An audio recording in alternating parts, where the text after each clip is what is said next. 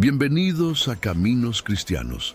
Si su alma anhela una comprensión más profunda de los misterios de Dios y las verdades que sustentan nuestra fe, sepan que no han llegado aquí por casualidad. Cada relato que exploramos es una puerta que se abre a lo sagrado, una invitación a fortalecer su espíritu. Para que no se pierdan ninguna de estas revelaciones que podrían ser la respuesta que buscan en sus oraciones, los invitamos a suscribirse a nuestro canal. Formen parte de esta comunidad que camina unida, buscando la luz y el conocimiento que vienen de lo alto, asegurándose de que su fe se cimiente en la sólida roca de la palabra. Antes de que se consumara el sacrificio supremo en el Monte Calvario, dividiendo el tiempo de la eternidad, el mundo de los muertos poseía una geografía espiritual inmutable y solemne. Este reino, llamado Seol en la tradición hebrea, no era un abismo de inconsciencia, sino un vasto receptáculo de almas en espera. Allí, la esencia de cada hombre y mujer permanecía dolorosamente consciente, despojada de sus posesiones terrenales y máscaras sociales. La muerte no era un fin, sino una transición a una realidad donde las consecuencias de las decisiones tomadas en la vida se manifestaban con absoluta e ineludible claridad. Un lugar donde la verdadera naturaleza de cada persona se exponía bajo una luz que no provenía de ningún sol. Este reino de almas, sin embargo, no era una llanura homogénea de espera. Estaba dividido por una división invisible, pero absoluta, establecida por la propia justicia divina. A un lado había una morada de paz y consuelo, un lugar de luminoso reposo conocido como el seno de Abraham. Allí eran llevados los espíritus de los justos, aquellos que en vida caminaron por la fe, incluso a la sombra de la promesa. No era la gloria final del cielo, sino un paraíso de comunión y esperanza, donde los fieles, como el pobre Lázaro, eran acogidos por el patriarca de la fe, encontrando alivio a sus dolores terrenales y esperando serenamente el cumplimiento de la redención que les había sido asegurada. Al otro lado, en aterrador contraste, se encontraba la segunda región, el lugar del tormento. Era una dimensión de angustia consciente, donde las llamas de la aflicción se alimentaban no solo de un fuego externo, sino también del fuego interno, del arrepentimiento tardío y la memoria implacable. Allí, las almas de quienes habían vivido en el egoísmo y la incredulidad, como el hombre rico, estaban perpetuamente atormentadas por el recuerdo de sus decisiones. Su sed no era meramente física, sino una sed espiritual desesperada, un anhelo agonizante por la misericordia que ellos mismos una vez habían negado a otros, reviviendo cada oportunidad de redención que habían rechazado con arrogancia. Y entre estos dos reinos, el de la paz y el del sufrimiento, existía una demarcación definitiva e infranqueable, un gran abismo. No se trataba de una falla geográfica, sino de una barrera espiritual, un principio divino hecho visible. Fue establecido por Dios como testimonio de la separación definitiva que crea el pecado, una frontera que ningún alma, por su propia fuerza o voluntad, podría cruzar. Quienes sufrían el tormento podían ver desde la distancia la luz y la comunión de los justos, pero la visión solo sirvió para profundizar su angustia. Del mismo modo, quienes estaban en el seno de Abraham no podían cruzar para ofrecer consuelo, pues la justicia que los separaba era perfecta e inmutable. La existencia de este abismo era una declaración silenciosa de que, tras la muerte, los estados espirituales se fijaban a la espera de un juicio futuro. Representaba la consecuencia final y lógica de las trayectorias elegidas durante la vida mortal. La puerta para cambiar el destino, para cruzar de un camino a otro, solo existía en el mundo de los vivos. Tras el último aliento, el alma era conducida a su lugar apropiado, y el abismo confirmaba que la semilla plantada en la tierra había dado fruto eterno, ya fuera de paz por la fe o de agonía por la incredulidad. Era la manifestación del orden divino en un mundo invisible pero aterradoramente real. Para el hombre rico, la comprensión de su nueva realidad fue un despertar brutal. En un instante, el mundo que había gobernado con su oro e influencia se desvaneció, reemplazado por un dominio donde su identidad terrenal carecía de valor.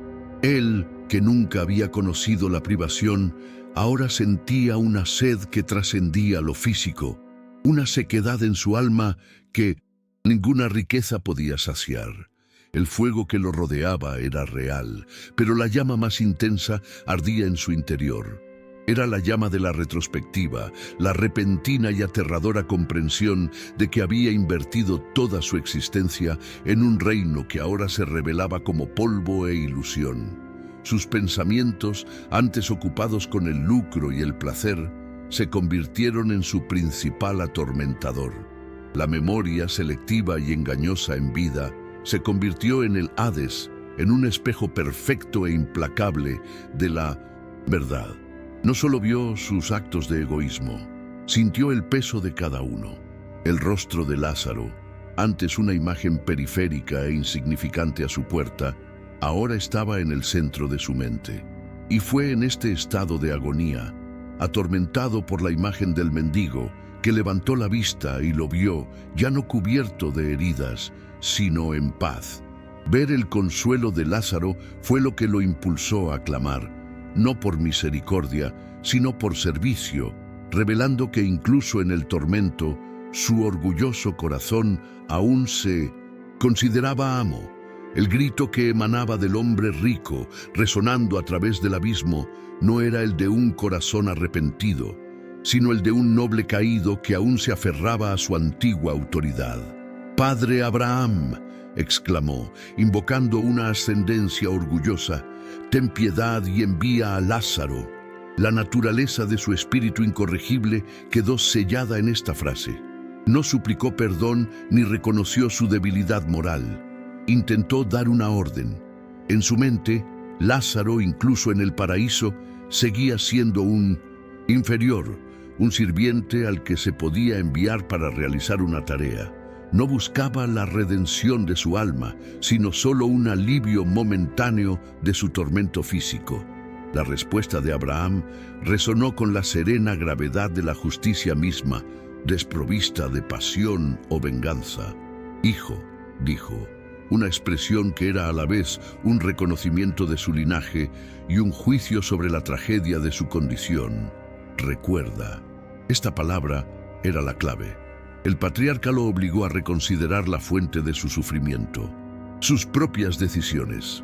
«Recibiste tus bienes en vida y Lázaro males. Ahora él recibe consuelo y tú, atormentado». No era una acusación, sino la simple enunciación de una ley espiritual. La vida había sido el tiempo de la siembra y el Hades el comienzo de la cosecha, donde la justicia divina simplemente ratificaba el camino que cada uno había trazado. Para sellar la irrevocabilidad de su condición, Abraham expuso entonces la ley fundamental que regía la geografía de ese mundo. Y además, continuó su voz, serena y resuelta, «Entre nosotros y vosotros hay un gran abismo». Explicó que esta barrera no era accidental ni temporal. Era un decreto divino, parte integral del orden espiritual. La separación era absoluta.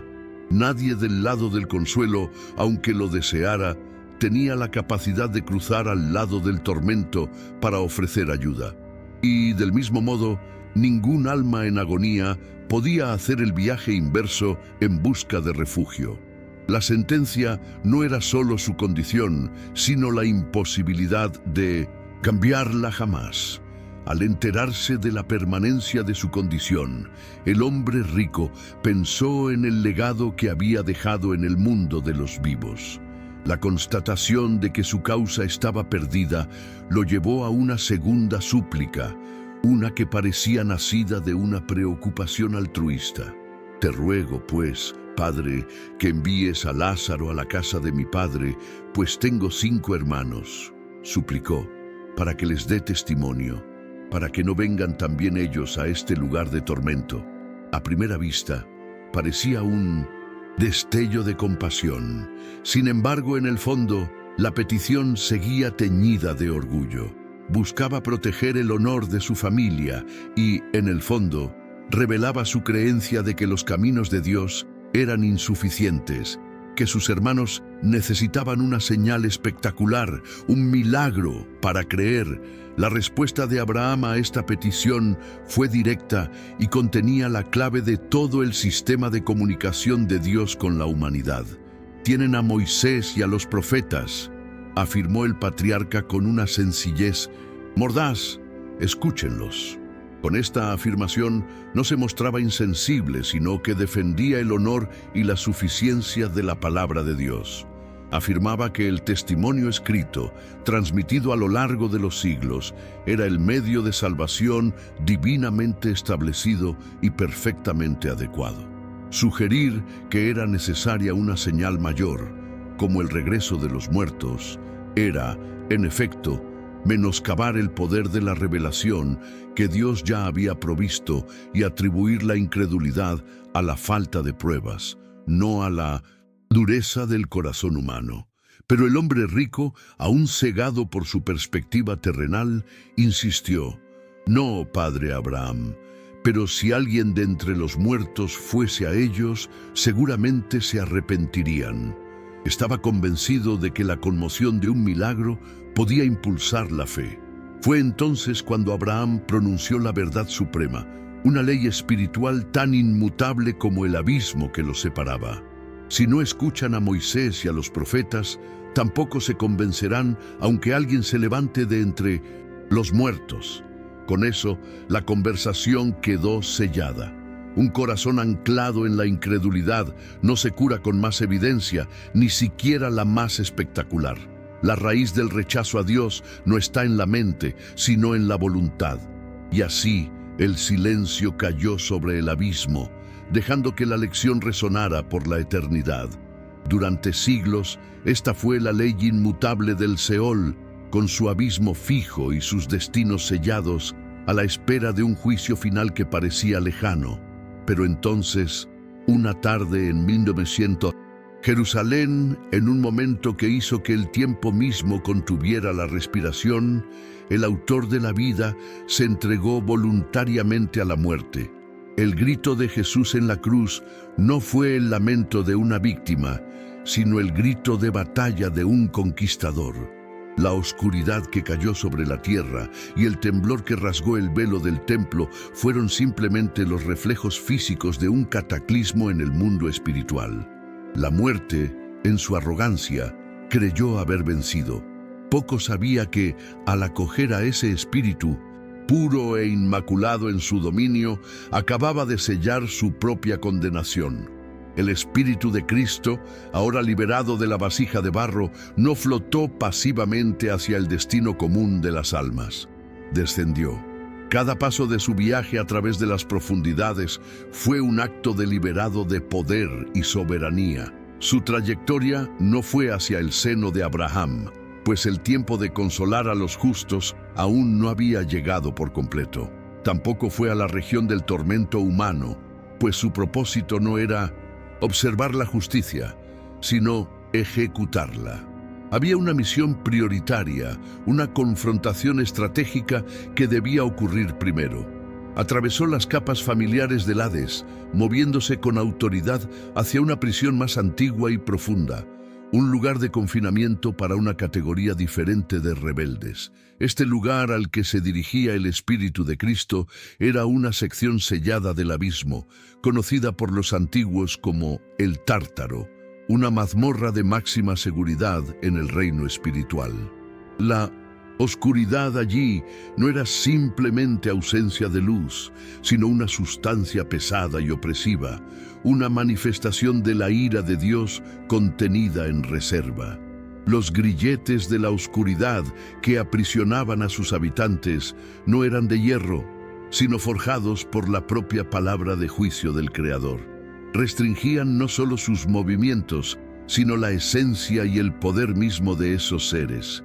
Era un lugar de absoluto silencio y aislamiento total, donde la única percepción era el peso aplastante de un crimen imperdonable y la ineludible espera de una condena final. Los seres encadenados en esta prisión abisal fueron los artífices de la más profunda corrupción antediluviana. Eran los ángeles que, como se detalla en las Escrituras, no mantuvieron su estado original, sino que abandonaron su morada celestial. Impulsados por una lujuria impía, cruzaron la frontera prohibida entre el cielo y la tierra, uniéndose con mujeres humanas en una unión abominable. El propósito de este acto no fue meramente ver la descendencia de la mujer, el linaje humano del que se había prometido al Mesías. Fue una rebelión estratégica contra el plan de redención de Dios, un pecado de tal magnitud que requirió un encarcelamiento sin precedentes. En este silencio eterno y oscuridad absoluta, algo ocurrió por primera vez desde la creación. Una luz penetró.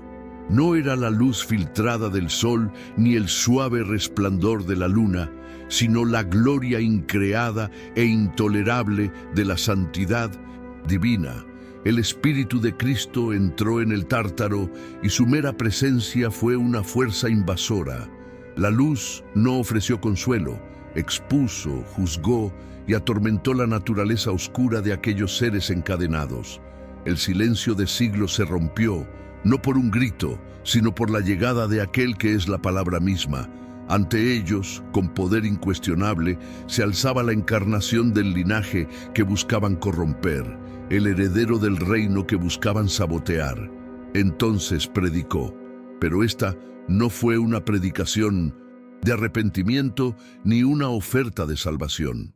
La palabra que se usa en las Escrituras para este evento no implica un llamado evangelístico, sino una proclamación, como la de un general victorioso que declara el resultado de una guerra en territorio enemigo.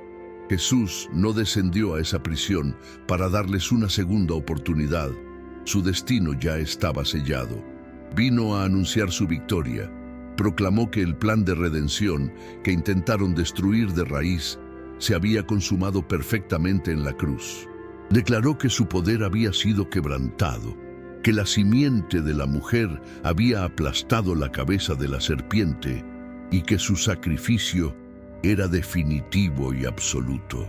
La proclamación de Cristo resonó en el vacío, no como un sonido, sino como una verdad que se grabó en la conciencia de los ángeles encarcelados. Para ellos fue el golpe final. Cualquier esperanza de que su antiguo crimen hubiera frustrado de algún modo el plan de Dios se extinguió al instante. Ellos, que en su arrogancia habían intentado reescribir el destino de la humanidad, se vieron obligados a presenciar el triunfo final del linaje que habían pretendido contaminar. La certeza del éxito del sacrificio en la cruz se convirtió en parte de su prisión, un tormento intelectual y espiritual que sobrepasó las propias cadenas. Su rebelión no solo fracasó, sino que, en última instancia, sirvió para glorificar el poder y la sabiduría del Dios al que habían desafiado. Este acto en el Tártaro fue una maniobra estratégica y deliberada.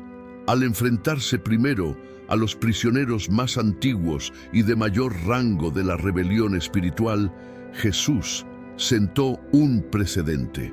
Fue una demostración de poder a todo el reino invisible, una notificación de que la guerra por la creación se había ganado. Si aquellos seres cuya transgresión había sido tan grave que merecía un encarcelamiento especial se sometían a su autoridad, entonces ningún poder ni principado de las tinieblas podría resistir su dominio. Cumplida la proclamación y sellada la comprensión de su derrota, el Espíritu de Cristo se retiró de aquel abismo. La luz se había apagado y la oscuridad regresó ahora más densa y definitiva, cargada con el peso de la victoria que acababa de anunciar. Este pronunciamiento desde las profundidades no fue, por lo tanto, un acto de venganza, sino de orden cósmico. Fue la afirmación legal de que ningún crimen, por antiguo o de origen angelical que fuera, estaba por encima de la jurisdicción de la cruz. La rebelión de aquellos ángeles fue un intento de envenenar la fuente del linaje humano.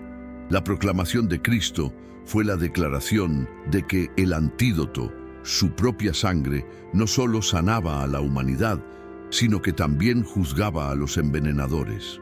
Con este acto, el intento más antiguo y audaz de sabotear el plan de Dios fue oficialmente respondido y anulado, cerrando uno de los capítulos más oscuros de la historia espiritual y reafirmando el control soberano de Dios sobre toda su creación, visible e invisible. Su misión en la más profunda oscuridad había concluido. El Espíritu victorioso de Cristo emprendió entonces su viaje ascendente, dejando atrás la prisión del silencio y la oscuridad. Atravesó las regiones superiores del Hades, pasando por el lugar donde las almas de los malvados aguardaban su propio juicio. Su presencia allí no era la de un prisionero, sino la de una autoridad suprema que vigilaba un territorio conquistado. Cada paso de su ascenso era un testimonio de su poder sobre la muerte. Sin embargo, su enfoque estaba fijo en un destino de luz y esperanza, al otro lado del gran abismo. Iba camino al seno de Abraham, pasando de una misión de proclamación a una de liberación. Al otro lado del gran abismo, en el lugar de consuelo conocido como el seno de Abraham, reinaba una paz expectante. Allí estaba la gran nube de testigos, la asamblea de los justos que vivieron y murieron en la fe, esperando la promesa. Abel, el primer mártir; Moisés, el gran legislador; David, el rey conforme al corazón de Dios; Isaías, quien profetizó de este preciso momento.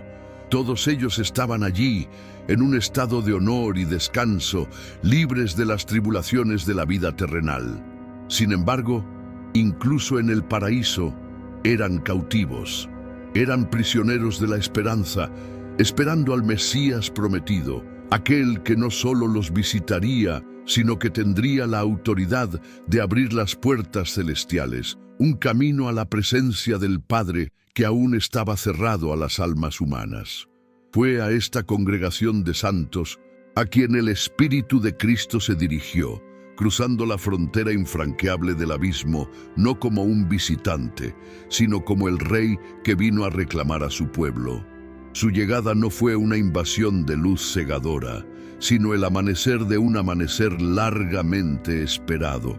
Un silencio de profundo reconocimiento cayó sobre la multitud de los justos. Abraham vio el cumplimiento del pacto hecho bajo las estrellas de Harán. David vio a su Señor, de quien profetizó que no abandonaría su alma en el Seol. Juan, el Bautista vio en gloria al Cordero de Dios, cuyo camino había preparado. En un momento de pura revelación espiritual, todos comprendieron: la espera había terminado. El libertador estaba entre ellos. La voz de Cristo resonó entonces en el paraíso, no con el estruendo del juicio, sino con la claridad de una promesa cumplida. Les habló de la obra consumada en la cruz. Les explicó que la sangre de los toros y los machos cabríos que conocían era solo una sombra, pero que su propia sangre, derramada una sola vez, había satisfecho la justicia divina para siempre. Anunció que la fe por la que habían vivido, a menudo como peregrinos y extranjeros en la tierra, había sido honrada. Cada acto de obediencia, cada sacrificio, cada palabra profética que apuntaba a este día, había sido sopesada y hallada fiel. La redención que habían anhelado desde lejos estaba ahora ante ellos, personificada en su glorioso espíritu. La deuda estaba pagada, la victoria estaba ganada. Al oír sus palabras, La naturaleza misma de aquel lugar se transformó. El seno de Abraham, que durante tanto tiempo había sido un hogar de honorable espera, se convirtió en el punto de partida de un éxodo de proporciones cósmicas. Este fue el cumplimiento de la liberación que la Pascua en Egipto solo prefiguró. Jesús, como un Moisés nuevo y más grande, estaba allí no solo para visitar a su pueblo en cautiverio, sino para guiarlo. Él, que ahora poseía las llaves de la muerte y del Hades, se disponía a usar esta autoridad para abrir un camino que nadie había recorrido jamás, el camino para salir del Seol y entrar en la patria celestial. La espera había terminado, y el viaje a casa estaba a punto de comenzar. Entonces se formó la gran procesión. A la cabeza, abriendo camino, no iba un ángel ni un arcángel, sino el Hijo mismo, el Rey de la Gloria en su triunfo espiritual. Y tras él, en una columna de luz y alegría, seguían los frutos de su victoria, la vasta congregación de los justos. Todos los que habían muerto, esperando la promesa, marchaban ahora en busca de su cumplimiento. No se trataba de una huida furtiva hacia la oscuridad, sino de un desfile triunfal a la vista de todo el reino espiritual. Al otro lado del abismo, los poderes de las tinieblas y las almas condenadas presenciaron el vaciamiento del paraíso. Fue la prueba definitiva de su derrota ver a los prisioneros de la muerte salir, no como fugitivos, sino como un ejército victorioso. Este es el evento al que se refiere la Escritura con la poderosa y misteriosa frase: llevó cautiva la cautividad. La cautividad que Cristo capturó fue la misma condición de los santos en el Seol. Aunque se encontraban en un lugar de consuelo, seguían siendo cautivos de la muerte, privados de la entrada a la presencia celestial de Dios. Jesús, con su victoria, no solo liberó a los prisioneros, sometió la prisión misma. Tomó el poder de la muerte para retener a los justos y lo convirtió en su propio trofeo. Fue la paradoja divina en acción. La muerte, la carcelera, fue hecha prisionera, y sus honrados cautivos se transformaron en el honorable séquito del Rey victorioso. Este éxodo monumental al reino invisible tuvo un impacto directo y visible en el mundo terrenal. En el momento en que Cristo resucitó días después, se dio una señal asombrosa en Jerusalén para confirmar la victoria que había obtenido en las profundidades. Como registran las Escrituras, se abrieron las tumbas y los cuerpos de muchos santos que habían muerto resucitaron. Salieron de sus tumbas y entraron en la ciudad santa, apareciéndose a mucha gente. Este no fue un milagro aislado, sino una evidencia física de que el poder de la muerte sobre los justos había sido quebrantado. Fue la primera ola de resurrección en llegar a la orilla en la historia de la humanidad, un testimonio de que el cautiverio había sido efectivamente conquistado. Mientras se daba esta señal en la tierra, la procesión principal continuó su ascenso, más allá de los confines del inframundo. El destino final no era otro paraíso que los esperaba, sino la patria celestial misma, la presencia inmediata de Dios. Liderados por Cristo, el sumo sacerdote, según el orden de Melquisedec, los santos del Antiguo Testamento se acercaron a las puertas del cielo. Por primera vez, una delegación de la humanidad redimida estaba a punto de entrar en la sala del trono del universo. Jesús, como precursor, presentó al Padre las primicias de su obra redentora. Con este acto, el seno de Abraham se vació y el paraíso fue trasladado permanentemente al Señor, abriendo un camino nuevo y directo para todos los creyentes que lo seguirían. Las acciones de Cristo en el inframundo fueron, de hecho, fases de una única y soberana campaña de conquista. La proclamación en el Tártaro significó la subyugación de los rebeldes de más alto rango. La liberación de los santos significó el rescate de los ciudadanos del reino. Ahora, quedaba el objetivo final y más crucial: tomar posesión legal y definitiva de todo el territorio. La guerra no terminaría hasta que la autoridad sobre la muerte y el Hades, un dominio usurpado por Satanás desde la caída del Edén, fuera transferida permanentemente a su legítimo rey. Era hora de reclamar las llaves de la fortaleza enemiga, un acto de transferencia de poder legítimamente ganado en la cruz. Para comprender la magnitud de esta conquista, es necesario recordar que, mediante el pecado de Adán, Satanás obtuvo una posición legal. La Escritura afirma que poseía el poder de la muerte. Esto no significa que fuera el amo de la vida, sino que usó la muerte, la consecuencia del pecado, como su principal instrumento de poder. El miedo a la muerte era la cadena con la que mantenía esclavizada a la humanidad. El Hades era su dominio, el vasto campo de prisioneros que el pecado le proporcionó. Él era el acusador, el carcelero, y la muerte era la sentencia que se deleitaba en ver ejecutada, pues cada alma que caía bajo su dominio parecía validar su rebelión contra Dios. La estrategia divina para esta conquista fue un acto de justicia perfecta. Todo el poder de Satanás y el dominio de la muerte se basaban en una sola premisa legal: el pecado. La muerte era la paga del pecado. Por lo tanto, solo tenía derecho sobre los pecadores. Cuando Cristo, el único ser humano que nunca pecó, se sometió voluntariamente a la muerte, permitió que el sistema del enemigo cometiera un error fatal.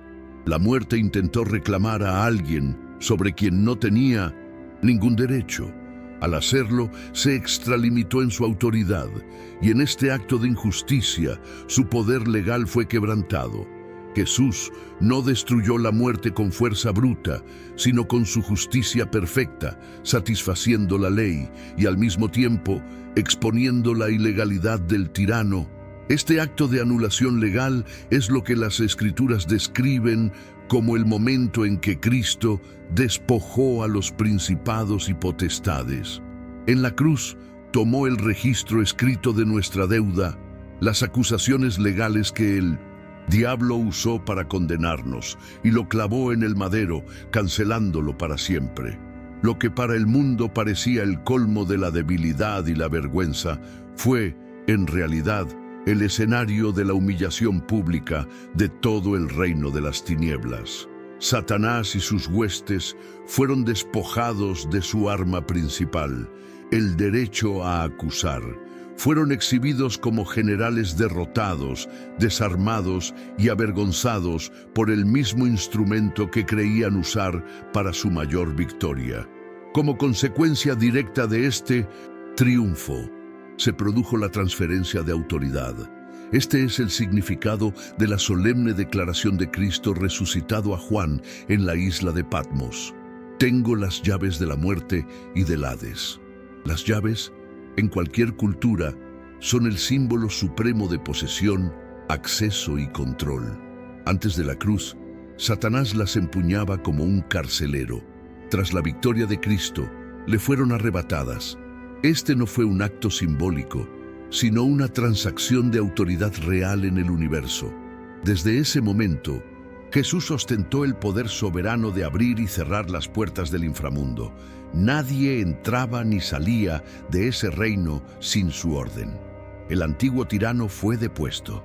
El objetivo final de esta toma de poder fue, en esencia, un acto de liberación. El plan de Dios no era solo derrotar al diablo, sino liberar a sus cautivos. El propósito, como se explica en las Escrituras, era destruir el poder de aquel que reinaba mediante la muerte y liberar a todos aquellos que, a lo largo de sus vidas, habían estado esclavizados por el miedo a la muerte. La adquisición de las llaves significó romper las cadenas. Para la humanidad, esto significó que la muerte ya no tenía por qué ser el final aterrador. Para los creyentes, se transformó de un precipicio en una puerta, de un enemigo final en un pasaje custodiado por el mismo Salvador. La mayor arma psicológica de Satanás, el miedo a la mortalidad, fue desarmada. Esta transferencia de autoridad fue, por lo tanto, un acto definitivo e irrevocable. No fue una victoria parcial en una guerra en curso, sino el acontecimiento que decidió el resultado del conflicto cósmico. La prueba pública e innegable de este logro se presentó al mundo en la mañana del tercer día. La resurrección de Cristo fue la demostración visible de que la muerte ya no tenía poder ni derecho sobre él. El nuevo poseedor de las llaves ya no podía ser cautivo en su propia prisión. La tumba vacía de Jerusalén se convirtió así en el monumento eterno de esta victoria, un testimonio para todas las generaciones de que el dominio sobre el último enemigo había cambiado de manos para siempre. Las ramificaciones de esta conquista, sin embargo, resonaron más allá del destino de la humanidad y del dominio de la muerte. Fue un punto de inflexión para todo el cosmos. La victoria de Jesús sobre el poder de Satanás fue la garantía de que toda la creación que gemía bajo la esclavitud de la corrupción algún día sería restaurada. Fue la declaración de que la rebelión que comenzó en el cielo terminaría en completa subyugación y que el universo finalmente sería purificado y reconciliado con su Creador. La toma de las llaves del Hades no fue solo un acto de redención para la humanidad, sino el acto inaugural de la restauración de todas las cosas bajo el legítimo gobierno del Rey de Reyes. Esta victoria fundamental redefinió la experiencia humana de la mortalidad. Para todos los que se refugian en el sacrificio de Cristo, la muerte ha sido despojada de su terror. El valle de sombra de 1900.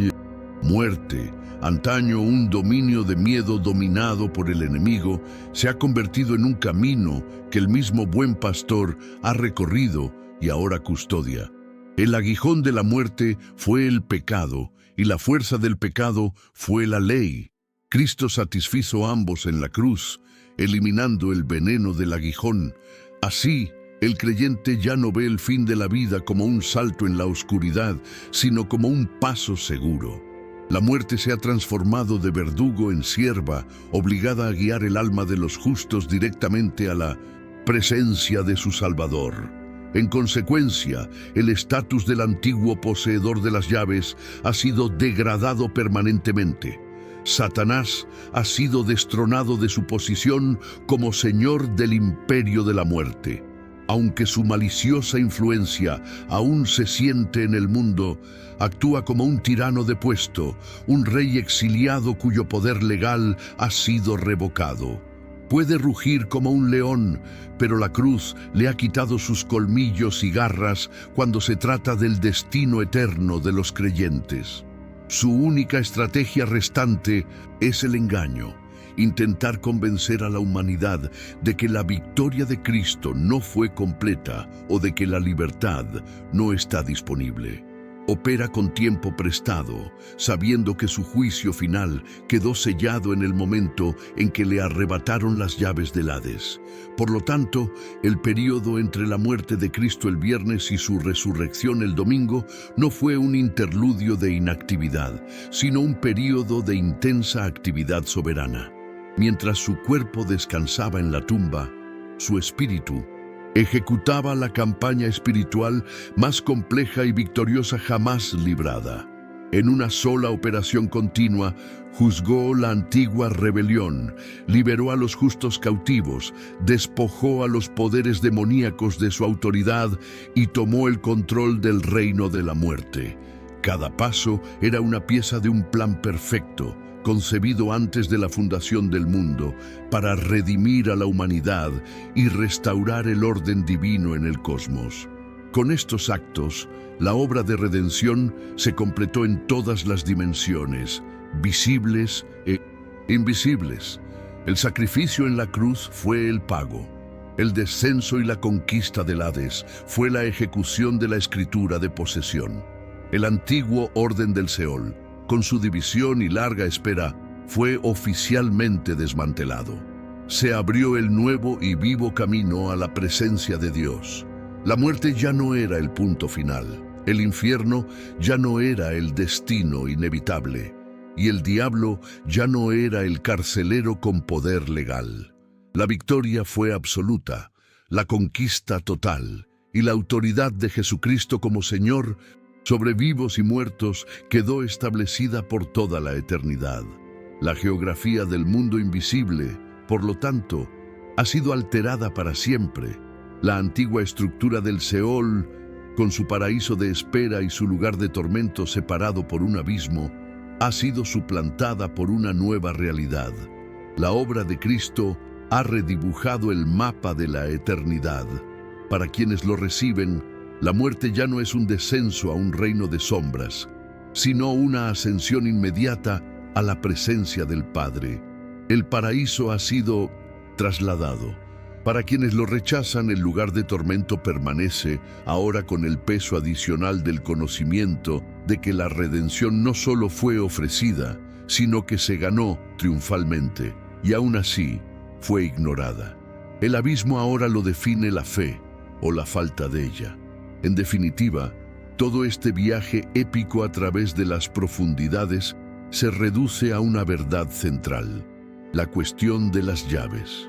Jesucristo, mediante su muerte y resurrección, asumió toda la autoridad sobre la vida, la muerte y el más allá. Posee las llaves que pueden cerrar las puertas del Hades y abrirlas de la Nueva Jerusalén. Logró esta conquista no para demostrar su poder, sino para ofrecer un camino. La historia de su descenso y victoria no es solo un hecho teológico, sino una invitación existencial que resuena hasta el día de hoy, recordándonos que el dueño de todas las llaves espera pacientemente a que cada uno de nosotros le entregue la llave de su corazón. Reflexionar sobre este viaje de 3 días es adentrarse en el insondable misterio de la sabiduría divina. Cada detalle, desde la antigua rebelión de los ángeles hasta el clamor egoísta del hombre rico, fue un hilo tejido por la soberanía divina en el tapiz de la redención. El enemigo, en su astucia, creyó ejecutar sus propios planes, moviendo las piezas en su tablero de poder, solo para descubrir al final que cada movimiento simplemente cumplía el guión del rey. Esta es la suprema ironía de la cruz. El momento en que el mal creyó haber alcanzado su mayor victoria fue, de hecho, el instante mismo de su derrota irrevocable, orquestada por el mismo Dios al que desafió. Y la verdad más profunda es que el poder demostrado en esta conquista no se limitó a ese momento histórico. La fuerza que abrió las tumbas de Jerusalén, que proclamó la victoria en las profundidades y que arrebató las llaves de las manos de la muerte, es la misma fuerza que opera hoy. Es el poder de la resurrección, una energía divina que no se retiró tras vaciar la tumba. Es el mismo poder disponible para liberar un alma del cautiverio del pecado, sanar un corazón destrozado por el dolor y dar esperanza en medio de la desesperación. La victoria sobre el Hades no fue solo un evento para recordar, sino una fuente de poder a la que se podía acceder. La historia del descenso de Cristo es, por lo tanto, la revelación de su verdadera identidad como el Rey guerrero. Él no es solo el Cordero sacrificial que se entregó pasivamente, sino también el León de Judá que invadió territorio enemigo para cazar. Entró solo en la fortaleza de la muerte, despojó a su gobernante, reescribió sus leyes, liberó a sus cautivos y emergió con las llaves del reino en sus manos. Este rey, que ejerció su autoridad incluso en las profundidades del abismo, ahora reina desde un trono celestial, esperando el día en que su victoria, ya consumada en lo invisible, se manifieste plenamente en lo visible, cuando toda rodilla se doble ante él. Que meditar en esta profunda victoria afiance su fe en una roca sólida. Historias como esta nos muestran que el cristianismo no es un conjunto de vanas esperanzas, sino la celebración de un triunfo ya alcanzado en los rincones más oscuros del universo. Que comprender lo que Cristo logró por nosotros, entre su muerte y resurrección, les dé la valentía para afrontar cualquier sombra en su propia vida. Continúen buscando estas verdades, pues en cada una de ellas hay poder para transformar el miedo en confianza y la duda en adoración. Que la paz de aquel que venció a la muerte los acompañe siempre.